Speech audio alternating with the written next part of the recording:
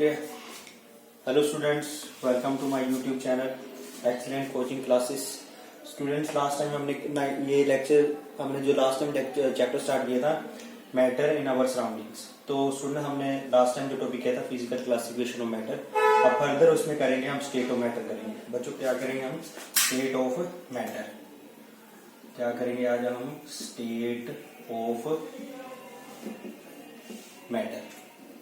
State of matter, ठीक है। तो आज हम करेंगे स्टेट ऑफ मैटर। बच्चों कौन कौन सी स्टेट होती हैं? फिजिकल क्लासिफिकेशन में हमने पढ़ा था कि मैटर किस किस स्टेट में हो सकता है, ठीक है। तो मैटर किस किस स्टेट में हो सकता है? बच्चों मैटर 3 स्टेट में हो सकता है, एक सॉलिड फॉर्म में, एक लिक्विड फॉर्म में और एंड गैस फॉर्म में, ठीक है बच्चों।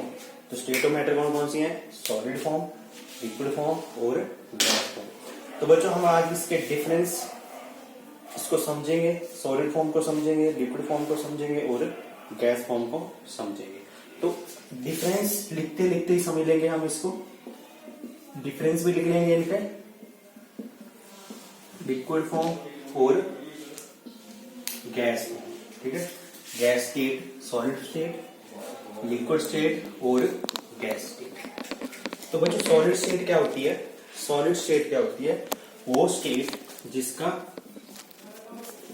डेफिनेट वॉल्यूम और डेफिनेट शेप हो। सॉलिड स्टेट को हम क्या बोलते हैं? जिसका डेफिनेट वॉल्यूम हो और डेफिनेट शेप हो, उसको क्या बोलते हैं हम? Solid state. ओके बच्चों, कोई भी सॉलिड है, मान लो टेबल है आपका, ठीक है, टेबल है तो टेबल हो सकता है सॉलिड में आपका। मान लो कोई पाउडर फॉर्म में हो सकता है, नमक वगैरह हो सकता है, वो भी सॉलिड है, ठीक है। जिसका डेफिनेट वॉल्यूम रहेगा, डेफिनेट शेप रहेगा, उसको हम क्या बोलेंगे? सॉलिड बोलेंगे, ठीक है बच्चों। तो सॉलिड के बहुत सारे एग्जांपल है। तो आपका जैसे वुड है, वुड भी एक सॉलिड है, आयरन है, आयरन भी सॉलिड है। तो ये सारे एग्जाम्पल किसके हैं? सॉलिड के। तो लिक्विड स्टेट क्या होती है? इसका डेफिनेशन देख लेते हैं। Definite volume, definite volume but not definite shape. Liquid form में बच्चों क्या होता है? वॉल्यूम डेफिनेट रहता है बट शेप क्या होती है? डेफिनेट नहीं होती। चलो एग्जांपल से समझते हैं। ऐसे भी जैसे मान लो बच्चों आपके पास 100 ml पानी है। इस मान लो बीकर में आपके पास कितना है? 100 ml पानी, ठीक है। तो अब क्या करोगे? यहाँ देखो बच्चों शेप, यहाँ 100 ml वॉल्यूम क्या है? 100 ml। यहाँ पे पानी शेप कौन सी है? ये बीकर की शेप दे रखी है पानी में। तो अब इसे क्या कर देंगे? हम बाउल में डाल देंगे। इसे किस में डाल देंगे? एक बाउल में डाल देंगे। यही 100 ml पानी हम किस में डाल देंगे? इस बाउल में डाल देंगे। तो वॉल्यूम तो बच्चों कितना रहेगा? वॉल्यूम 100 ml ही रहेगा, सेम वॉल्यूम रहेगा। बट ये शेप है, देखो बच्चों यहाँ लिक्विड की शेप, बीकर की शेप दे रखी है लिक्विड ने। यहाँ लिक्विड ने कौन सी शेप ले ली? बाउल की शेप ले ली। तो यहाँ पे डेफिनेट वॉल्यूम होता है, वॉल्यूम हमारा फिक्स है 100 ml, बट यहाँ शेप क्या है? डेफिनेट नहीं है। तो गैस केस में क्या होता है? नाइदर वॉल्यूम फिक्स नोर शेप फिक्स, नोर शेप फिक्स।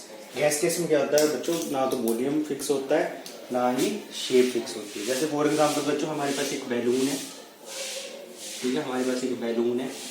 इस बैलून में एयर फिल कर रखी है, एयर फिल्ड है, ठीक है। तो आप इस बैलून को क्या करोगे? यदि इस बैलून में क्या करोगे, ठीक है, आप बैलून में सुई मार दोगे तो बैलून फट जाएगा। बैलून फटने से जो यहाँ पे वॉल्यूम था, यहाँ पे जो गैस थी, पूरी एयर में स्प्रेड हो जाएगी। एयर में क्या हो जाएगी? एयर में स्प्रेड हो जाएगी, ठीक है। तो यहाँ पे देखो वॉल्यूम, ना तो वॉल्यूम फिक्स है, देखो शेप भी चेंज हो गई है।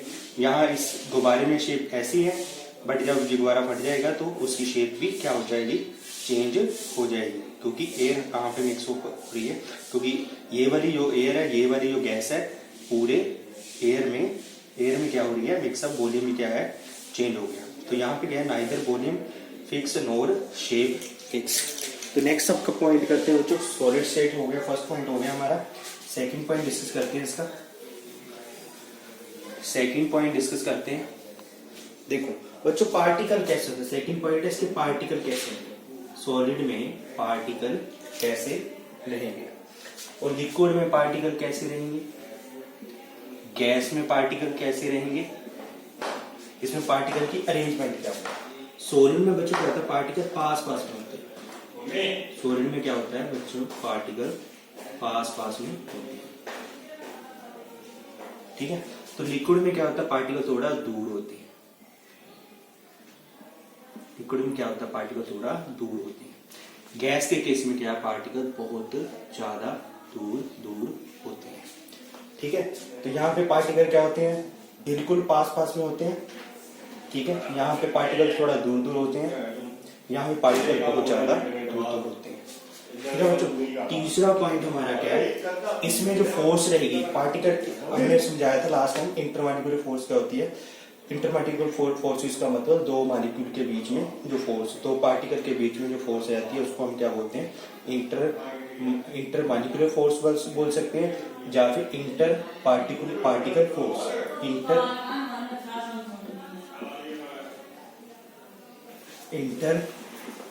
Particle force. ठीक है, इंटरमॉलिक्यूलर फोर्स बोल लो या पार्टिकल फोर्स बोल लो। यहाँ पे इंटरमॉलिक्यूलर या इंटर पार्टिकल फोर्स क्या होती है, स्ट्रॉन्ग होती है। ठीक है, क्योंकि पार्टिकल क्या है, बहुत पास में, पार्टिकल क्या है, बहुत ज्यादा पास में, इनमें स्पेस क्या है, बिल्कुल नामत। यहाँ पे लिक्विड में इंटरमॉलिक्यूलर फोर्स क्या होती है, मोर देन सॉलिड। ठीक है, यहाँ लिख लेते हैं इंटरमीडिएट, यहाँ वर्ड यूज कर लेते हैं। जो लिक्विड में इंटरमॉलिक्यूलर फोर्स है इंटरमीडिएट है, दोनों के बीच में लाई करती है। Intermediate between solid and liquid. ठीक है, क्योंकि इसके पार्टिकल के में क्या है, स्पेस है, इसके पार्टिकल क्या है, दूर दूर है। ठीक है, यहाँ पे गैस में क्या है बच्चों, गैस में क्या है, बहुत ज्यादा, इस गैस में क्या है, वीक है, very weak inter particle force. Okay, ये हमारा सेकंड पॉइंट हो गया। इसमें इंटर पार्टिकल्स फोर्स क्या है, स्ट्रॉन्ग है। इंटर पार्टिकल्स फोर्स इंटरमीडिएट है बिटवीन सॉलिड एंड लिक्विड, इसमें क्या है, very weak inter particle force. Third solid में क्या है बच्चों, पार्टिकल फिक्स पोजीशन पे टू एंड फ्रो मोशन होता है। फिक्स पोजीशन पे क्या होता है, टू एंड फ्रो मोशन, मतलब पार्टिकल क्या करते हैं, अपनी जगह पे ही वाइब्रेट करते हैं। पार्टिकल क्या करते हैं, अपनी जगह पे ही वाइब्रेट करते हैं। यहाँ पे पोजीशन क्या है, फिक्स। पोजीशन क्या है सॉलिड के केस में, फिक्स। यहाँ पे पार्टिकल के बीच में स्पेस होता है, एक पार्टिकल, ये पार्टिकल,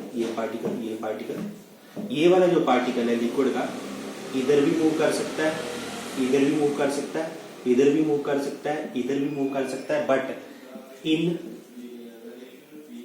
सर्टेन स्पेस में ही मूव कर सकता है। ठीक है, तो क्या कर सकता है, ये इन सर्टेन स्पेस में ही मूव कर सकता है। क्यों, इधर मूव कर सकता है या इधर मूव कर सकता है, अपने ही अबाउट क्या कर सकता है, मूव कर सकता है, इधर मूव कर सकता है, इधर को मूव कर सकता है। ठीक है, तो यहाँ पार्टिकल अपनी यहाँ पे पोजीशन जो है, मूविंग पोजीशन है, फिक्स नहीं होती। Moving position not fix. ठीक है, तो एक पार्टिकल दूसरे पार्टिकल के अराउंड मूव कर सकता है, तो इधर भी मूव कर सकता है, इधर भी मूव कर सकता है, इधर भी मूव कर सकता है, इधर भी मूव कर सकता है, बट ज्यादा दूर नहीं जा सकता। क्यों, क्योंकि ये पार्टिकल आपस में क्या है, एक फोर्स से बंधे हुए हैं। ठीक है, तो गैस के केस में बच्चों क्या होता है, पार्टिकल मनमानी करते हैं, जिधर मन करता है उधर घूमते हैं। पार्टिकल यहाँ पे क्या करते हैं, मनमानी करते हैं, जिधर दिल करता है उधर को मूव करते हैं। यहाँ पे हम बोल सकते हैं कि पार्टिकल क्या करते हैं, फ्रीली मूव करते हैं। क्या करते हैं, फ्रीली मूव करते हैं। ठीक है बच्चों, ये हमारे 4 पॉइंट हो गए। अब बच्चों हमें क्या करना है, अगला पॉइंट डिस्कस करने हैं हम। 4 पॉइंट हो गए। 5th पॉइंट देखो बच्चों, जो इंटर पार्टिकुलर फोर्स है, यहाँ पे एक साइड पे लिख लेते हैं, यहाँ पे लिख लेते हैं और मैं साफ कर रहा हूँ जी। देखो यहाँ पे लिख लेते हैं, जो इंटर पार्टिकल फोर्स है, इंटर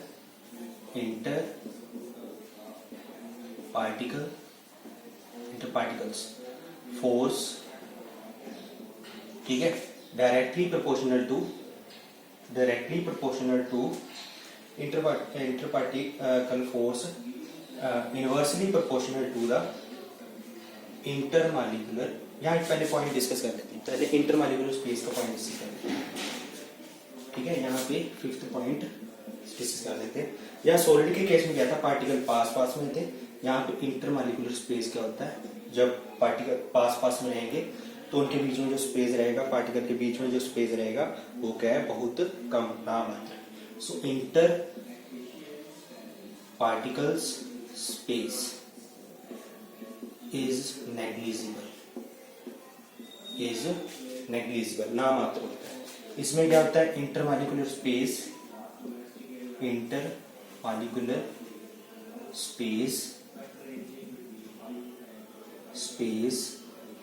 क्या होता है, इंटरमॉलिक्यूलर स्पेस या इंटरपार्टिकल स्पेस लिख लो, इज मोर देन सॉलिड,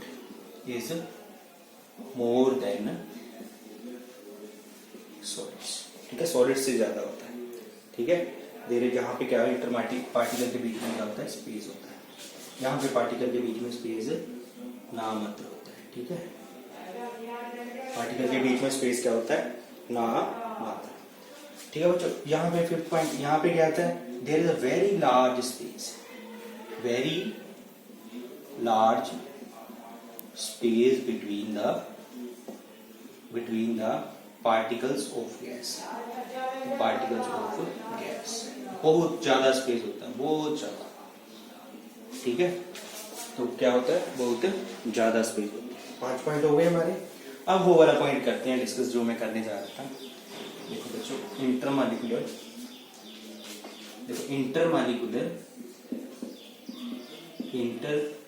लिख लो या पार्टिकल लिख लो, की बात। इंटर पार्टिकल्स जो फोर्स है इनवर्सली प्रोपोर्शनल है इंटरमॉलिक्यूलर स्पेस के, ठीक है। तो डायरेक्टली प्रोपोर्शनल है, फिर लिखते हैं इसको इंटर पार्टिकल की मॉलिक्यूल की बात नहीं है, मॉलिक्यूल आपको नहीं पता क्या, हम बताएंगे अगले चैप्टर में। Inter particle force directly proportional to the melting point and boiling point, ठीक है। तो inter particle force directly proportional है मेल्टिंग और बॉइलिंग पॉइंट, क्योंकि जो इंटर पार्टिकुलर फोर्स जिसमें बढ़ेगा उसमें इंटरमॉलिक्यूलर स्पेस क्या होगा, कम होगा, ठीक है। मतलब कहने का, जिस पार्टिकल में देखो, लिक्विड के पार्टिकल में स्पेस ज्यादा होगा, तो यहाँ पे इंटरमॉलिक्यूलर फोर्स क्या होगी, कम होगी। गैस के पार्टिकल में इंटरमॉलिक्यूलर फोर्स स्पेस बहुत ज्यादा है, ठीक है। तो यहाँ पे इंटर पार्टिकल फोर्स क्या होगी, कम होगी। तो inter particular force inversely proportional to the intermolecular space. तो यहाँ एक और रिलेशन है 1 2, inter particles force directly proportional है मेल्टिंग एंड बॉइलिंग पॉइंट। मतलब कहने का, जितना इंटर पार्टिकल के बीच में फोर्स ज्यादा होगा, कि पार्टिकल ने आपस को एक दूसरे में जितना ज्यादा पकड़ के रखा होगा, उतना उनको बॉयल करने में, मेल्ट करने में हीट ज्यादा लगेगी, उनका इतना बॉयल और मेल्ट करने में क्या लगेगी, हीट ज्यादा लगेगी। ये आपको 2 रिलेशन क्या रखने हैं, याद रखने हैं। तो इस रिलेशन से हम 6 पॉइंट बना देंगे, high melting point and boiling point, intermediate, ठीक है, intermediate melting point and boiling point, ठीक है। यहाँ पे लिख देंगे very low melting point and boiling point. Okay बच्चों, ये हमारे था पॉइंट 6। अब हम 7th पॉइंट डिस्कस करेंगे। 7th पॉइंट डिस्कस करेंगे हम, ठीक है बच्चों। तो हम सेवंथ पॉइंट डिस्कस करेंगे, ठीक है। तो यहाँ पे हमारा डेंसिटी का एक पॉइंट डिस्कस कर लेते हैं, डेंसिटी, ठीक है बच्चों, डेंसिटी। अब देखो सॉलिड के केस में डेंसिटी क्या होगी, ज्यादा। सॉलिड के केस में क्या होगी, डेंसिटी ज्यादा। डेंसिटी समझ लेते हैं क्या होता है, density equal to mass upon volume. तो जितना ज्यादा मास रहेगा उतनी डेंसिटी ज्यादा होगी, जितना मास कम रहेगा उतनी डेंसिटी कम होगी। मतलब D directly proportional to M, D inversely proportional to V, ठीक है। तो जितना ज्यादा मास रहेगा उतनी डेंसिटी ज्यादा। डेंसिटी का वैसे मतलब क्या होता है, संघना। पंजाबी में जैसे बोलते हैं संघनापन, कोई चीज कितनी ज्यादा संघनी है उसको क्या बोलते हैं हम, डेंसिटी। वॉल्यूम बढ़ जाएगा तो डेंसिटी कम हो जाएगी, ठीक है। तो मान लो यहाँ भी एग्जाम्पल से समझ लेते हैं। फॉर एग्जाम्पल देसी एग्जाम्पल लेते हैं, बिल्कुल ही देसी एग्जाम्पल, ठीक है। मान लो हमारे पास ब्लैक चने हैं, ठीक है। हमारे पास क्या है, ब्लैक सीड्स, ठीक है, ब्लैक चने। हमने क्या किया इसमें 100 ml में हमने क्या किया, ठीक है, 100 ml में हमने क्या किया, ½ kg ब्लैक सीड्स डाल दिए। 100 ml में हमने क्या किया, ½ kg ब्लैक सीड्स डाल दिए। और एक और 100 ml कभी कर लिया हमने, उसमें हमने क्या किया 4 kg, यहां भी 100 ml पानी, 4 kg ब्लैक सीड्स डाले। अब देखो यहाँ पे 100 ml है, वॉल्यूम सेम है, बट यहाँ पे ½ kg है, यहाँ पे 4 kg। अब देखो मास किसमें बढ़ रहा है, मास किसमें, इसका मतलब मास इसमें ज्यादा है, तो इसकी डेंसिटी क्या होगी, जिसका मास ज्यादा उसकी डेंसिटी भी ज्यादा होगी। अब इसमें क्या होगा, इसमें मास कम, एरो का मतलब डाउनवर्ड कम, डेंसिटी भी क्या रहेगी, कम रहेगी। ओके बच्चों, समझ आ गया ना डेंसिटी का मतलब। अब देखो, अब सॉलिड्स के केस में हाई डेंसिटी होती है, पार्टिकल पास में होते हैं तो डेंसिटी क्या होती है, हाई होती है। यहाँ पे डेंसिटी क्या रहेगी, इंटरमीडिएट रहेगी, दोनों के बीच में इंटरमीडिएट, और intermediate between liquid and gas. यहाँ पे क्या होगी, लो डेंसिटी, यहाँ पे क्या होगी, लो डेंसिटी, यहाँ पे क्या होगी, लो डेंसिटी, ठीक है। यहाँ पे डेंसिटी हमारी क्या होगी, लो, ठीक है। हमारे एग्जांपल से समझा डेंसिटी। अब एक पॉइंट और करते हैं, काइनेटिक एनर्जी का पॉइंट करते हैं। काइनेटिक एनर्जी देखो, काइनेटिक एनर्जी मैंने पिछले लेक्चर में समझाया है, उसमें आप देख सकते हो उसमें जाके, ठीक है। काइनेटिक एनर्जी क्या होती है, मूवमेंट ऑफ मॉलिक्यूल्स, ठीक है। तो सॉलिड के केस में काइनेटिक एनर्जी क्या होगी, लो, वेरी लो, वेरी लो। मैंने बताया कि वो अपनी ही फिक्स जगह पे वाइब्रेट करते हैं। यहाँ पे क्या होगी kinetic energy, higher than solid, intermediate लिख लो, इंटरमीडिएट, हायर लिख लो, हायर देन सॉलिड्स, क्योंकि सॉलिड्स के बीच में स्पेस होता है। स्पेस होने के बाद मॉलिक्यूल अपनी जगह छोड़ के, कहीं अपनी जगह छोड़ के इधर उधर मूव कर सकता है, हायर देन सॉलिड, ठीक है। तो यहाँ पे क्या है, काइनेटिक एनर्जी का पॉइंट कर रहे हैं। कौन सा पॉइंट कर रहे हैं, काइनेटिक एनर्जी, ठीक है, काइनेटिक एनर्जी का पॉइंट कर रहे हैं। तो यहाँ पे क्या होगा, ठीक है, very high kinetic energy, very high kinetic energy, ठीक है बच्चों, ये समझ आ गया। अब देखो 9th पॉइंट हम करते हैं, कंप्रेसिबिलिटी। कंप्रेसिबिलिटी का मतलब लिक्विड को हम कंप्रेस नहीं करते। जैसे मान लो ये ब्लैक बोर्ड है, इसको हम क्या कर सकते हैं, कंप्रेस नहीं कर सकते, क्योंकि इसके पार्टिकल्स में स्पेस क्या है, बहुत कम। यदि स्पेस होता तो फिर हम इसको कंप्रेस कर सकते हैं। कंप्रेस का मतलब होता है दबाना। इसका मतलब क्या है, इसकी लो कंप्रेसिबिलिटी, नेग्लिजिबल कंप्रेसिबिलिटी, क्या बोल देंगे, नेग्लिजिबल कंप्रेसिबिलिटी, ठीक है। लिटिल बिट, इसकी क्या बोल देंगे, little bit compressibility, little bit compressibility. इसके बोल देंगे वेरी हाई कंप्रेसिबिलिटी, इसकी क्या बोल देंगे, वेरी हाई कंप्रेसिबिलिटी। क्यों, क्योंकि गैसेस क्या होती हैं, बहुत ज्यादा गैसेस मॉलिक्यूल बहुत ज्यादा दूर होते हैं, उसको हम क्या कर सकते हैं, कंप्रेस कर सकते हैं, ठीक है बच्चों। The 10th point, 10th point क्या है, फ्लो।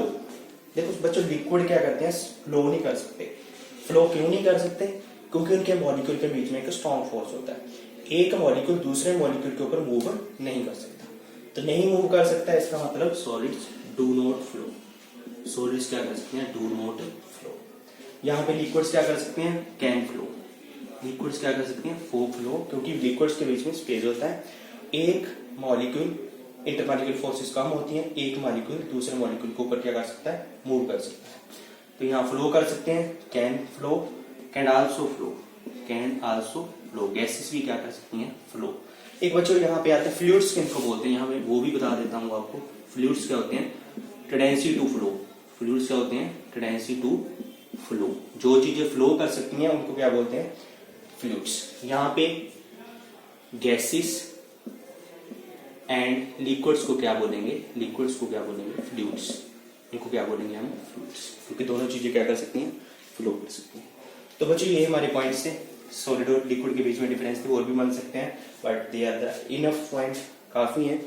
ये लेक्चर हमारा चैप्टर था क्या, हमारा जो चैप्टर था first chapter matter in our surroundings, उसमें थे अब उसमें हमने क्या अब पढ़ा, डिफरेंस स्टेट ऑफ मैटर पढ़ा, स्टेट ऑफ मैटर में डिफरेंस पढ़े, सॉलिड लिक्विड और गैस। आई होप बच्चों आपको लेक्चर समझ आएगा। यदि आपको लेक्चर अच्छा लगा मेरे चैनल को लाइक एंड सब्सक्राइब करें। थैंक यू बच्चों, थैंक यू।